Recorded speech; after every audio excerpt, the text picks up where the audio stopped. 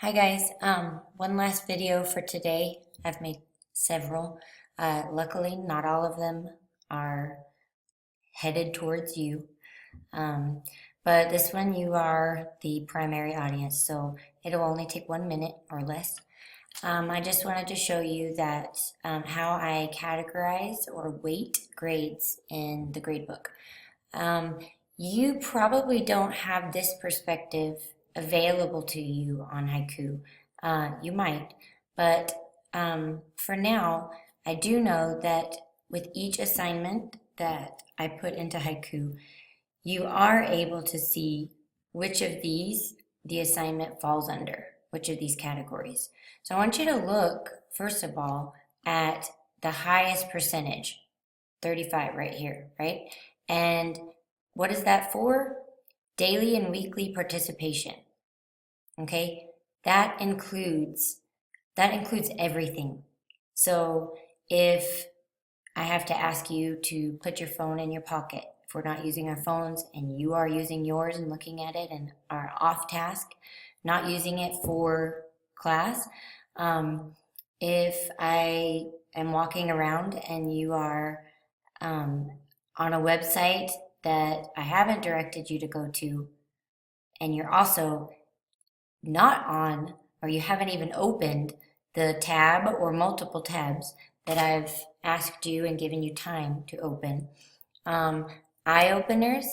So you get, those can kind of be two amazing grades for you because yes, when I grade them, it's easy to get 100% if you've participated, but also part of participation in eye openers is that at least half the time, probably more, we talk about the eye openers before we put them back in our folders. So make yourself comment or ask a question.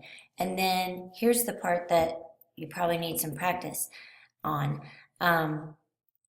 When someone is talking, like a peer of yours, raises their hand to say something during the eye opener discussion or any discussion, it is absolutely your responsibility to, turn your body towards them as much as you can.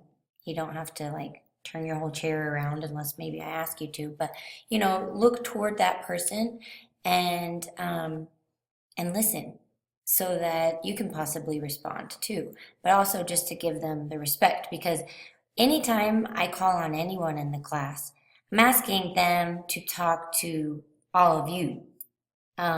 Yes, I'm listening too, and I want to be included, but really, I'm asking you guys all the time to talk to each other. Okay? So that's part of your weekly participation. Also, if I have to, I will need to take off for you leaving this space messy because this is not just your space and it needs to be a comfortable space for everyone. And I've already sent an email about candy trash, and yet ninth graders, the last time I saw you, so Tuesday, it was a mess on the floor and on the table, especially the table near the corner over there near the windows, and I'll show that to you in class. But don't let it get ridiculous. It's already ridiculous. You're in ninth grade, and please respect the room and the pens. And if I give you candy, it's just like a slap in the face if you just leave the trash right there. Don't slap me in the face, please. Okay, work outside of classes maybe kind of sound like a funny title, but I just want it to be accurate. So yes, that includes homework assignments, but this word right here is key. Proactive, that means that if I've given you the on your own classwork, you have taken the time to read the instructions and to troubleshoot, meaning if you run into a problem, you actually give it a second and try really hard and maybe ask other people before you run to me. Yes, you can run to me if you absolutely cannot figure something out, okay? But part of it is, being proactive to do your best on your own.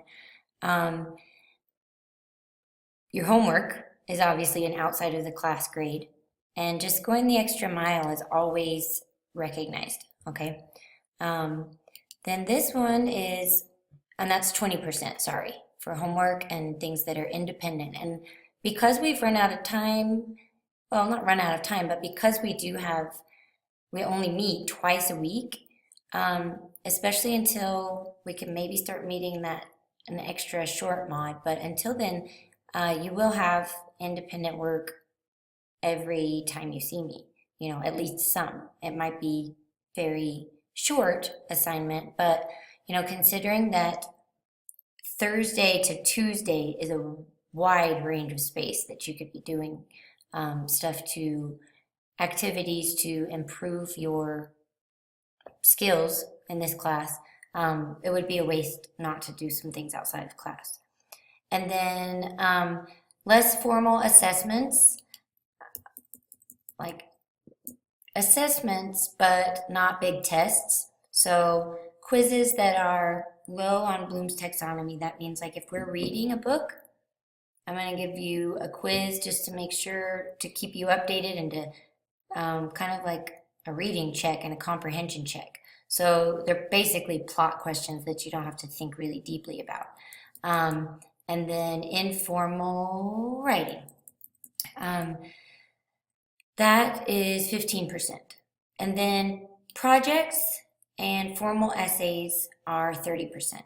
Okay? And we will talk about this in class, but for writing assignments, all of them, if you get a grade that you are not happy with, so let's say I put a 65 in the grade book, or let's say I put an 85 in the grade book. If you're not happy with that grade that you see, you can do something about it. You can revise, because writing's all about revision. So that grade does not have to stick, okay? Now let's say you're really unhappy about your 85, but you have a volleyball game and you are on Stuco and you have so many things to do. Yes, it might have to stay there for a little while. Meanwhile, you're doing other things in the class, and the more grades you get, the less that a bad grade impacts you, the less it hurts. You can go, let's say you're really busy, but 2 weeks later, you have some downtime and you finally have time to revise that. Yes, I will still change the grade. Okay? The only thing I can't do is go back into another quarter and change a grade in haiku. So you have the whole quarter to work on your revisions and make your writing assignment a 100% in the gradebook. If you revise, if you sit with me, work with me, and to make positive changes in your essays.